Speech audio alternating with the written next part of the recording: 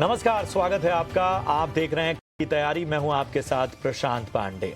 इस शो में हम आपकी एडवांस में तैयारी कराते हैं कल के बाजार से पहले। जी हां, ताकि आपको निचले और ऊपरी दोनों स्तरों पर कहीं ना कहीं एक रणनीति का एहसास हो जाए, जिसके जरिए जब आप कल बाजार में उतरें तो आपको आसानी हो उन लेवल्स के साथ बाजार में अपना सफर आगे बढ़ाने में।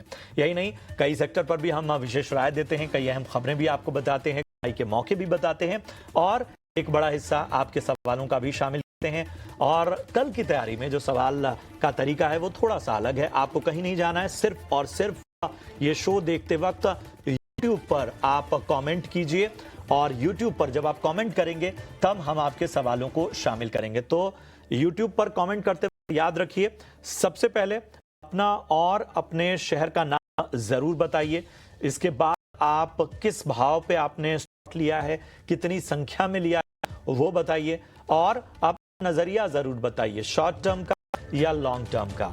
और इनमें से कोई भी जानकारी अधूरी हुई है तो हमें आपके सवालों को लेने में बड़ी कठिनाई आती है। कई लोग शिकायत करते हैं कि मेरा सवाल नहीं लिया गया। तो ये वो चैलेंजेस हैं जिस वजह से हम सवाल नहीं ले पाते हैं। और कई शेयर ऐसे हैं जो हमारे कवरेज में नहीं होते, तो वो आप कमेंट करते भी तो भी हम उन्हें शामिल अपने शो में नहीं कर पाते। आज जो आप सवाल पूछेंगे उसके जवाब कल के शो में दिए जाएंगे और आपने सोमवार जो सवाल पूछे थे उसका जवाब आज आपको इस शो में मिलेगा। चलिए, इन सबके बीच में जरा परिचय बता दूं। हमारे साथ दो बेहद खास एक्सपर्ट इस चर्चा में जुड़ रहे हैं। हमारे साथ हैं मेरे एसेट शेयर हान के portfolio manager, fundamental expert Vinod Modi साहब। विनोद जी, बहुत बहुत स्वागत आपका। आपने समय दिया उसका बहुत बहुत शुक्रिया। और हमारे साथ हैं technical research analyst HDFC securities से अजीत नायक साहब। अजीत जी, आपका भी बहुत बहुत धन्यवाद अपना कीमती समय देने के लिए। और सबसे पहले जरा बाजार का ब्यौरा अपने दर्शकों के सामने रख देता हूं। तो बाजार में अगर निफ्टी को देखें तो एक रेंज में क्लोजिंग हुई है। 24,167 के स्तर पे क्लोजिंग हुई है, 41 अंकों की तेजी के साथ। वहीं बात करें हम बैंक निफ्टी की तो यहां लगभग 350 अंकों की तेजी हमें देखने को मिली है बैंक निफ्टी में और 55,650 के पास क्लोजिंग हुई है बैंक निफ्टी की। सेंसेक्स की बात करें तो लगभग 200 की तेजी हमें देखने को मिली, 79,600 के पास सेंसेक्स में आज क्लोजिंग हुई। आज की अगर हम बात करें तो आज के निफ्टी के टॉप गेनर्स रहे आईटीसी, लगभग 2.5% चढ़कर निफ्टी का टॉप गेनर बना आईटीसी। HUL FMCG का अग्रणी प्लेयर, ये लगभग 2% चढ़कर बंद हुआ। M&M की बात करें तो यहां लगभग 2% की तेजी हमें देखने को मिली। HDFC बैंक लगभग 2% चढ़कर बंद हुआ। जियो फिनेंस, टाटा कंज्यूमर और जोमैटो यानी एटर्नल, इसका अब नाम हो गया है, ये सभी शेयर 1.5-2% तक चढ़कर बंद हुए। और दबाव कहां रखा वो भी लीजिए, यानी लूजर्स। तो निफ्टी टॉप लूजर बना इंडसइंड बैंक, लगभग 5% की गिरावट के साथ बंद हुआ। पावर ग्रिड में लगभग 2.5% की गिरावट देखने को मिली। हीरो मोटो में 2% से ज्यादा की गिरावट देखी गई। इन्फोसिस, विप्रो और भारती एयरटेल 1.5 से 2% गिरावट पर बंद हुए। जरा सामने लेकर आइए मार्केट ब्रेथ। जब बाजार ने क्लोजिंग ली तो मार्केट में 1706 शेयर ऐसे थे जो कि हरे निशान में कारोबार करते हुए नजर आए और 999 शेयर ऐसे थे जो लाल निशान में कारोबार करते नजर आए। तो ये था बाजार का पूरा हाल और अहम खबरें हमने आपको लाइंस के जरिए बता दी। अजीत जी, मैं सबसे पहले आपके पास आना चाहता हूं। निफ्टी तो एक दायरे में क्लोजिंग हुई, लेकिन बैंक निफ्टी ने रिकॉर्ड स्तर छुए और यहां से अब बाजार ने लगातार तेजी का सिक्सर लगाया है। अब सवाल उठता है कि शायद यहां से रणनीति दोनों तरफ बहुत ही अहम हो जाती है, इन रिकॉर्ड स्तरों, ऊपरी स्तरों पर भी और निचले स्तरों पर भी। तो कल जो लोग बाजार में उतरे तो वो किन लेवल्स का ध्यान रखें निफ्टी और बैंक निफ्टी में? नमस्ते सर, धन्यवाद। तो हमने देखा कि निफ्टी जो है वो एक निफ्टी एंड बैंक निफ्टी एक स्पेक्टेकुलर रन दिया है और बैंक निफ्टी ने ज्यादा परफॉर्म किया है। हर बार आपने बताया कि हम फाइनेंशियल से ज्यादा बुलिश है और उसी तरह देखने को मिला है। मगर अब जो मार्केट निफ्टी आया है वो आप देखेंगे जनवरी 2000 जो 25 का 2 तारीख का था, 2 जनवरी के हाई के पास आके मार्केट क्लोज हुआ है और नीचे से बहुत लंबा रैली देखने को कम समय पे, जो एक तरह से अच्छा है, बट हमें अभी कंसोलिडेशन बहुत इंपॉर्टेंट है। मार्केट को वन साइड अगर ये वो 24,250 का लेवल अगर ब्रेक करे तो ज्यादा चांसेस है कि मार्केट बस रेंज के अंदर आए। तो उससे पहले अगर रेंज बाउंड बेस फॉर्म करेंगे और उसके बाद वो कंसोलिडेशन का अगर ब्रेकआउट आता है तो वो बेहतरीन साइन होता है अप मूव के लिए। तो मैं यहाँ से थोड़ा सा पुल बैक या 1-2 दिन का कंसोलिडेशन एक्सपेक्ट कर रहा हूँ मार्केट से। अगर वैसा सिनेरियो कुछ होता है तो हमें वापस जो अप ट्रेंड है वो कंटिन्यू देखने को मिल सकता है। बैंक निफ्टी तो अनचार्टेड टेरिटरी में चला गया, मगर आप आज का दिन बाकी दिन के साथ कंपेयर करेंगे, अब तक कभी भी जो हाई बना रहा था उससे ज्यादा नीचे मार्केट आके क्लोज नहीं दे रहा था। आज हमें प्रॉफिट बुकिंग थोड़ा देखने को मिला है ऊपरी स्तर पे, और वहां से एक थोड़ा गिरावट देखने को मिला है। हालांकि आज ओपन के नीचे नहीं गया है, लेकिन एक प्रॉफिट बुकिंग सिनेरियो डेफिनेटली इसमें बैंक निफ्टी में देखने को मिला है। तो आज का जो लो रहेगा वो बहुत इंपॉर्टेंट रहेगा। अगर आज का लो के नीचे जाता है तो यहाँ से बैंक निफ्टी में एक 600-700 पॉइंट का मामूली करेक्शन, जो हेल्दी करेक्शन हम बोलते हैं, वो देखने को मिल सकता है। और निफ्टी में भी तो निफ्टी में 24,250 का लेवल सबसे महत्व रखता है, और बैंक निफ्टी में जो आज का हाई बना है वो ज्यादा इंपॉर्टेंट है, और नीचे स्तर पे 55,300 का लेवल बहुत इंपॉर्टेंट लगता है। तो लेवल्स का ध्यान रखिए, आउट परफॉर्मेंस जो है वो बैंक निफ्टी में ज़्यादा जारी है। चलिए अब आते हैं और अपने सवालों का सिलसिला शुरू करते हैं। और पहला सवाल जो यूट्यूब के जरिए हम तक हमारे दर्शक ने पहुंचाया है, उनका नाम है अर्घा साहा, पश्चिम बंगाल से इन्होंने अपना सवाल अपना भेजा है। HUL 15 शेयर इनके पास 4101 के प्राइस पर इन्होंने लिया हुआ है और 6 महीने का नजरिया HUL में लेकर चल रहे हैं। तो HUL में अगर हम देखें तो इनके भाव से ऊपर है फिलहाल। मुनाफा यहाँ पर होता हुआ काफ़ी अच्छा जो है वो वॉलेटाइल मार्केट में भी एक रैली हमें देखने को मिली थी, लेकिन पिछले कुछ दिनों से हम देख रहे हैं कि आज खास तौर पे एक तरह से ब्रेक लगा है। तो विनोद जी, HUL कैसा लगता है आपको? आई थिंक मुझे लगता है बेहतरीन कंपनी है, और जिस हिसाब से इनका ऑर्डर बुक लास्ट 2 सालों में निखर के आया है वो कमेंडेबल है। ऑर्डर बुक लगभग 1 लाख करोड़ से अभी का ऊपर का है, और ऑर्डर बुक टू जो सेल्स है वो भी काफी स्ट्रांग है। एट द सेम टाइम जो लगभग 60 से 70 हजार करोड़ की न्यू ऑर्डर की जो विजिबिलिटी है वो कंपनी शायद ऐड करेंगे आने वाले महीनों में। तो आई थिंक मुझे लगता है न्यूज़ फ्लो से पॉजिटिव डेवलपमेंट्स हो रहे हैं। एट द सेम टाइम जो इनके जो की था कि इंजन का सप्लाई नहीं हो पा रहा था, जिसके बारे में इनको डिलीवरी नहीं कर पा रही थी, अभी वो सॉर्ट आउट हो गया वो मैटर। वैल्यूएशन भी देखें, ये यहाँ पे तो वैल्यूएशन भी 25 से 30 के बीच पे आता है, तो वो लगभग रीजनेबल है। मुझे लगता है होल्ड करना चाहिए, और डेफिनेटली आपको बेहतर रिटर्न आप 6 महीने से 1 साल के बीच में बना करके देगा। तो यहाँ पर पॉजिटिव नजरिया साफ तौर पर आता हुआ। चलिए अगले दर्शक का सवाल लेते हैं, और जी इनके सवाल के साथ मैं आपके पास आना चाहूंगा क्योंकि इनका नजरिया बहुत ही शॉर्ट टर्म का है। एक मंथ का लिया हुआ है, मुझे लगता है कि इनका भी नजरिया शॉर्ट टर्म का ही है। रेमंड 1500 पे इन्होंने लिया हुआ है, 60 शेयर इनके पास है, फिलहाल मुनाफे में है, और इस बाजार में जिन भी लेवल्स पे फिलहाल के लोगों ने लिया है वो मुनाफे में नजर आ रहा है। तो रेमंड बताइए जी, कैसा लगता है आपको 1500 की बाइंग के हिसाब से? लगता है कि ये 1500 जो कॉस्टिंग है उससे 10 रुपया नीचे इनका जो ट्रेलिंग स्टॉप लॉस होना चाहिए, और ऊपर में 1680 और 1750 ये रेजिस्टेंस है, हर्डल है। 1680 के ऊपर जिस दिन बंद आएगा वहां से वापस रेमंड एक 3 से 4% का मूवमेंट, इमीडिएट मूवमेंट दे सकता है। तो 1750 1760 का एक रेजिस्टेंस है, उसको क्रॉस करना थोड़ा डिफिकल्ट होगा। तो शॉर्ट टर्म के नजरिए से 10 रुपए, जहां से कॉस्टिंग से 10 रुपए वो अगर सपोर्ट जोन को मान के चले, और ऊपर में 1700 लेके 1750 तक का। तो यहाँ पर आपको जो है वो 1510 का स्टॉप लॉस रखना है, और 1700 और 1700 के ऊपर के लक्ष्य आने वाले वक्त में नजर आ सकते हैं। विकास चौधरी का सवाल लेते हैं, हमारे अगले दर्शक हैं। और विनोद जी, मैं आपके पास आना चाहूंगा इनके सवाल के साथ।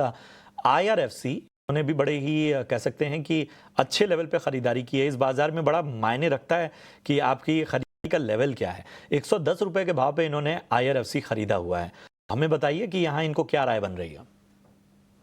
ये IRFC देखिए, पब्लिक सेक्टर कंपनी है, गवर्नमेंट की कंपनी है, काफ़ी अच्छा इनका बैलेंस शीट है, बट जहाँ तक ग्रोथ का सवाल आता है, वहाँ पे मुझे थोड़ा अभी भी डाउट है क्योंकि लास्ट 3 सालों में देखें तो कंपनी का ओवरऑल जो इनका एयूएम रहा है, वो 4 से साढ़े 4 लाख करोड़ के पे ही रहा है। वो अभी भी आई थिंक वही लेवल पे है, तो वहाँ पे ग्रोथ नहीं दिख रहा है, तो clearly at the same time जो रेलवे की कैपेक्स है, वहाँ पे भी देखेंगे तो आई मीन सिंगल डिजिट का ही ग्रोथ हुआ है लास्ट 2 सालों में और कि कुल मिलाकर के समझिए ग्रोथ का कंसर्न है कंपनी में, एट द सेम ग्रोथ नहीं होगी और तो वैल्यूएशन का री-रेटिंग भी संभावना कम होती है और कंपनी एट द टाइम अभी 3.5 एक प्राइस टू बुक पे टीटीएम पे ट्रेड कर रही है, तो मुझे लगता है यहाँ से री-रेटिंग की पॉसिबिलिटी कम है। हम मेरा व्यू इस पे सॉर्ट ऑफ न्यूट्रल रहेगा। आपको प्रॉफिट बुकिंग करने की चांस मिले तो मुझे लगता है प्रॉफिट बुक आप कर सकते हैं।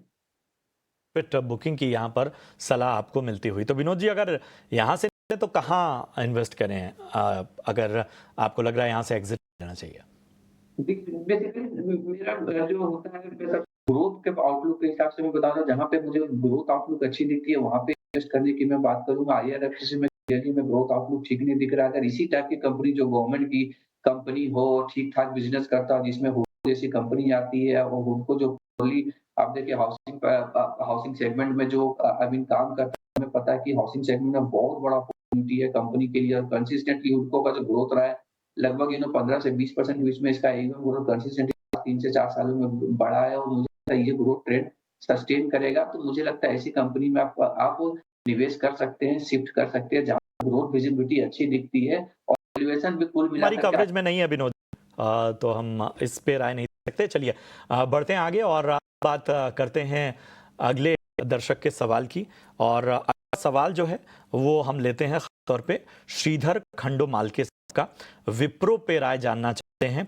विप्रो की बाइंग प्राइस जो है वो 295 है इनकी और लॉन्ग टर्म के लिए ये रखना चाहते हैं।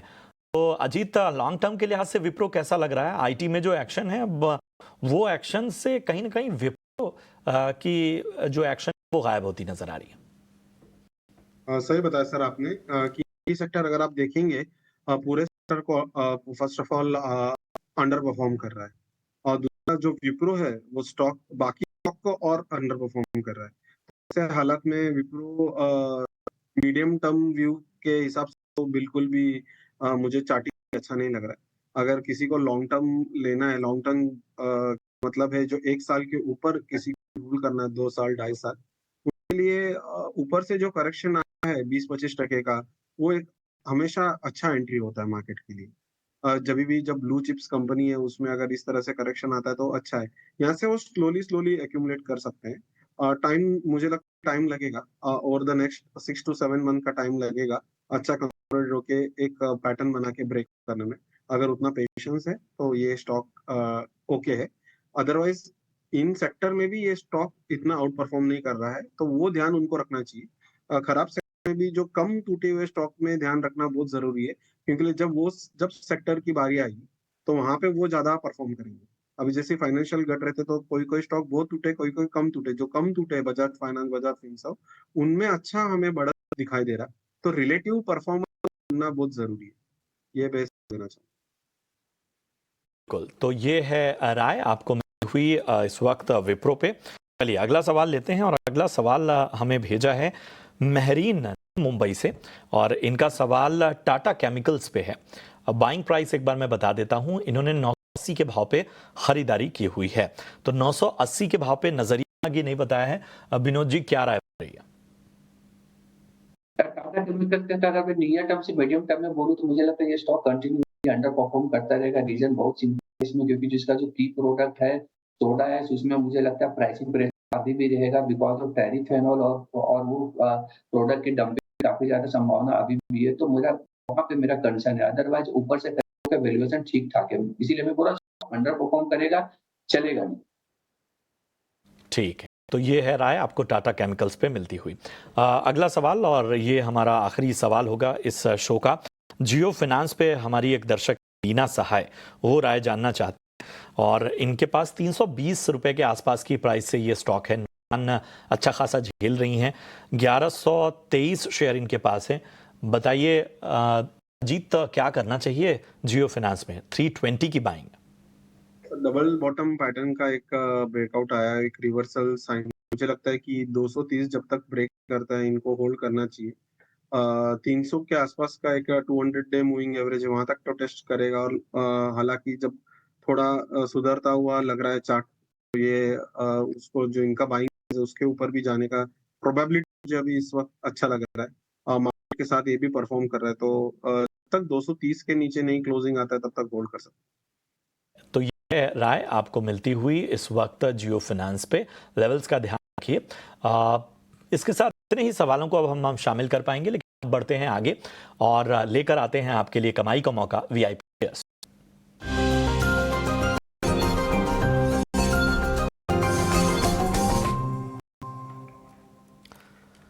तो सबसे पहले विनोद, मैं आपके पास आना चाहूंगा। बताइए वीआईपी पिक के तौर पर आज आपकी पसंद क्या है?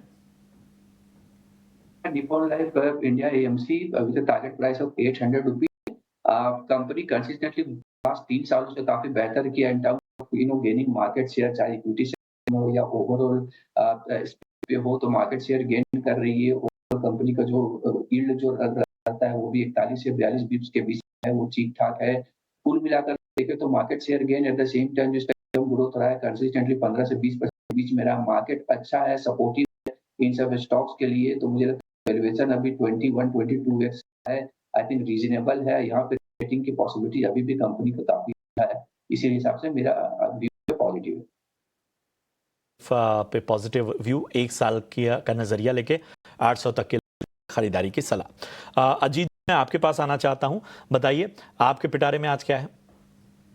सर रियलिटी सेक्टर आज पूरे दिन में इसमें ट्रैक्शन था, तो मुझे पर्टिकुलरली ओबेरॉय रियलिटी जो स्टॉक है वो डबल बॉटम बनता हुआ दिखाई दे रहा है। उसका ब्रेकआउट आ सकता है, थोड़ा प्रीमियम कर रहे हैं हम कि इसमें ब्रेकआउट आ सकता है क्योंकि मार्केट में भी मोमेंटम है। तो जैसे ही 1700 क्रॉस करता है तो इसमें एक अच्छा बाइंग अपॉर्चुनिटी हमें इसमें दिखता है। तो 1650 का स्टॉप लॉस से 1789 का शॉर्ट टर्म टारगेट हमने दिया है। ये एक मोमेंटम कैप्चर कर सकते हैं ओबेरॉय रियलिटी।